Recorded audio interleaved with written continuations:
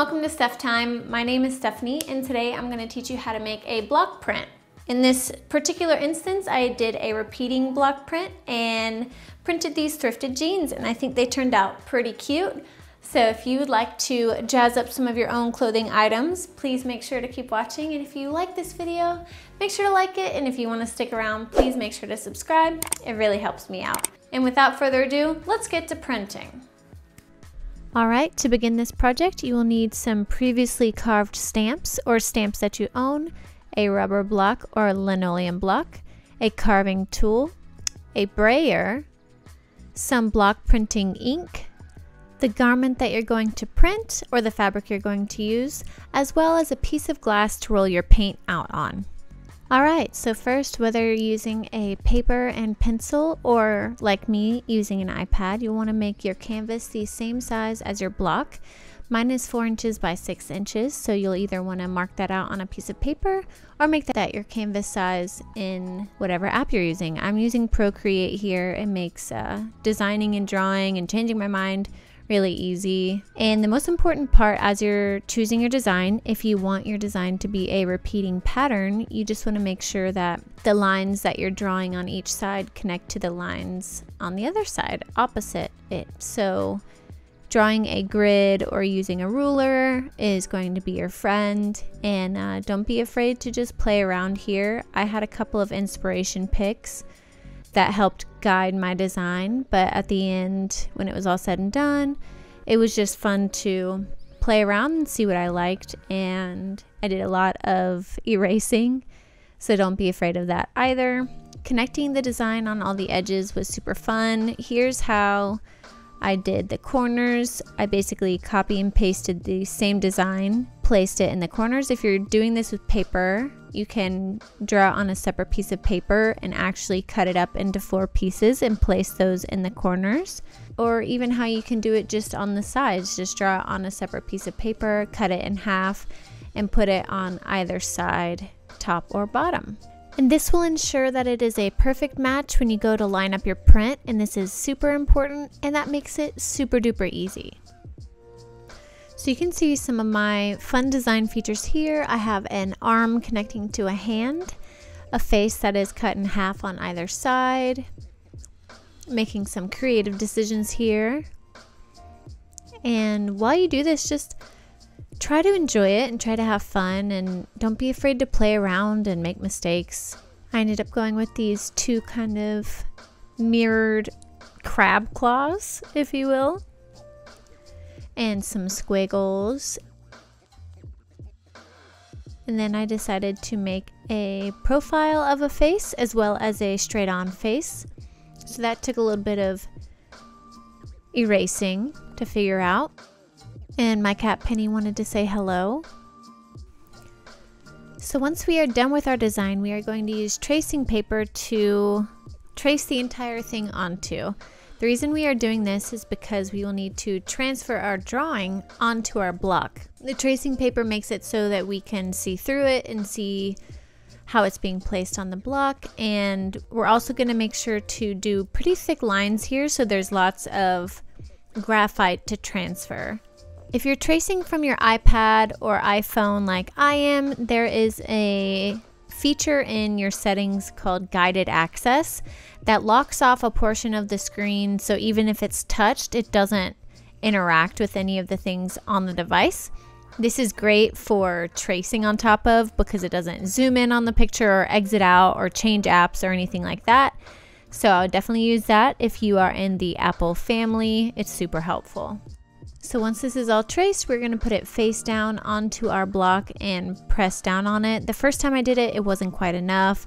So I lined it up again and used the back of a pencil, the eraser, to kind of trace down everything.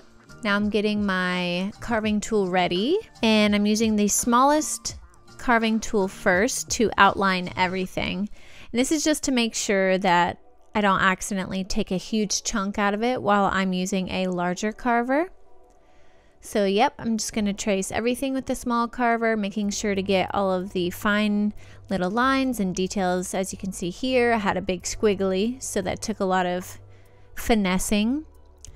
And As you can also see, I'm using a combination of moving the block as well as moving my hand.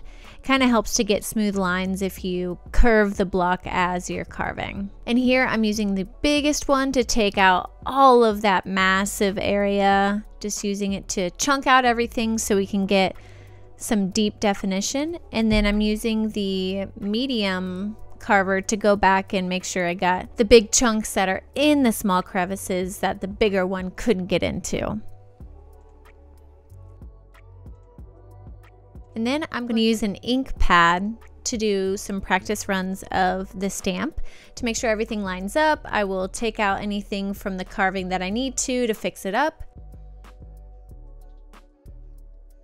And as you can see here, the corners just weren't lining up quite how I had hoped. So I ended up just carving that whole spot out and moving forward with the design without it. And I'm happy that I did because there was already plenty to line up. As you can see here, I'm testing on a spare shirt that I don't wear anymore. And any paint that wasn't where it was supposed to be, I carved that out. And we are going in with our first block. I was so nervous about this, so I'm taking it very slow, making sure I press down super evenly across the whole thing and lifting up uniformly. And we're going again.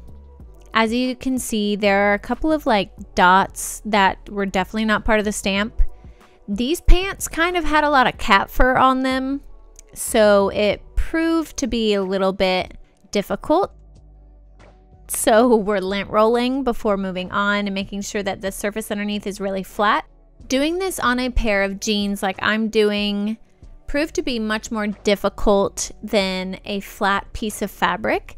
So if you choose to incorporate this in any of your work, while this is totally doable, starting from scratch on a flat piece of fabric is definitely going to be your friend.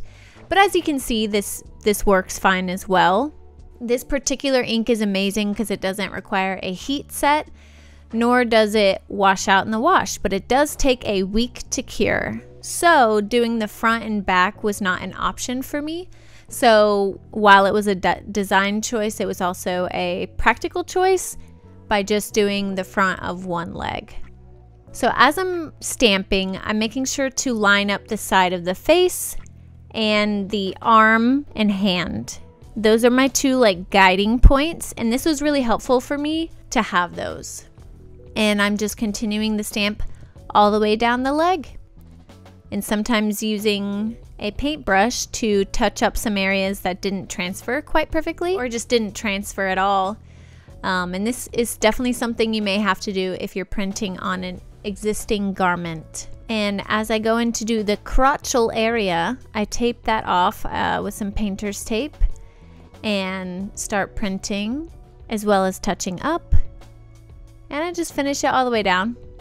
And as well as touching up with a paintbrush, I also go back with some soapy water and another clean paintbrush and or toothbrush to clean up areas that I did not mean to get ink on. So like I said, this ink takes a week to cure, so it's still removable for up to that time with soapy water. And when you're all finished with that and it's cured for a week, your pants are done, baby. Don't they look amazing?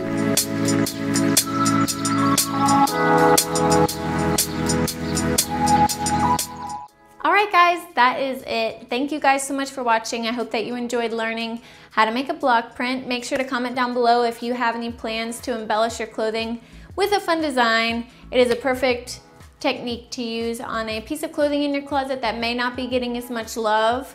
And I really hope that you enjoyed watching this, and I will see you all in the next one. Bye.